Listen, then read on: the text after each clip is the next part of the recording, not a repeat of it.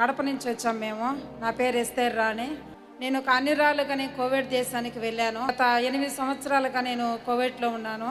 కోవిడ్లో వర్క్ చేసుకునేదాన్ని. ఉదయకాలం వాగ్దానం చూసి దినచర్య ప్రారంభించేదాన్ని. మీ డాడీ చెప్పే ప్రతి వాగ్దానం, ప్రతి ఆరాధనలో ఏకీవించి నేను ఎంతగానో బలపడ్డాను. నా కుటుంబాన్ని కట్టుకోగలుగుతున్నాను. నాలో చాలా కోపము, గర్వము, అహంకారం ఉండేది నాలో. అవన్నీ నేను నా దేవుడు తీసివేశాడు. మమ్మీ డాడీ వాక్యం ద్వారా. నీ చేయి విడవనని ఒంటరితనంలో నాకు భర్త లేకపోయినా కూడా 10 సంవత్సరాలైంది. మా భర్త చనిపోయి ఒంటరితనంలో ఆ పాట ద్వారా నేను చాలా ఆదరించబడ్డాను, ఓదార్చబడ్డాను. 3 పాపలు, 1 బాబు. నాకు నేను చేయలేను ప్రభా ఈ మ్యారేజ్, నేను ఎక్కడున్నా నాకు ఇంటికాడ ఎవరు సహకరిస్తారని ఒకరోజు ఏడుస్తా ఉన్నాను. ఇక్కడ మ్యారేజ్ చేసి సెలెక్ట్ అయింది. అప్పుడు మమ్మీ అన్నది, ఎందుకు బిడ్డా నువ్వు ఏడుస్తావో, ప్రతిరోజు కన్నీరు కారుస్తున్నావు, నమ్ముకున్న దేవుడు ఘనంగా జరిగిస్తాడు, నువ్వు మౌనంగా ప్రార్థనలు మోకరించి నేను జరిగిస్తానని అన్నప్పుడు నేను ఆ మాటను పట్టుకుని ప్రార్థన చేస్తానే ఉన్నాను.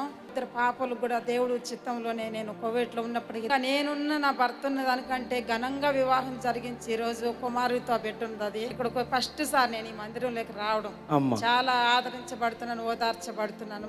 10 నిమిషాలు ప్రార్థన చేసుకొని నీకు స్తోత్రం నాకు ఆత్రం అని పరిగెత్తేదాన్ని. నేను ఫాస్టింగ్ ఉన్నప్పుడు కూడా గంటలు ప్రార్థన చేసే శక్తి కూడా దేవుడు నాకు ఇచ్చాడు. మా జీవితంలో ఎన్నో అద్భుతాలు చేశాడు యేసయ్య. నేను చాలా దీవించబడుతున్నాను. అందరు గట్టిగా చప్పట్లు కొడుతూ దేవుని నామాన్ని మహిమపరచుదాం. దేవునికి స్తోత్రం. 50 దినముల యొక్క 27 ఉదయం 7 గంటలకి ప్రారంభ సభ నుండి మాతో కలిసి ప్రార్థించేవారు, నిలబడేవారు, నిలబడుతున్నవారు సమస్త గత బాధలన్నీ మరిచేటట్టుగా దేవుడు చేయబోతున్నాడు. అంతేకాక ఎక్కడ నిందించబడ్డావో, ఎక్కడ బాధించబడ్డావో అక్కడే అభివృద్ధి పథకములో దేవుడు నిన్ను నడిపించబోతున్నాడు.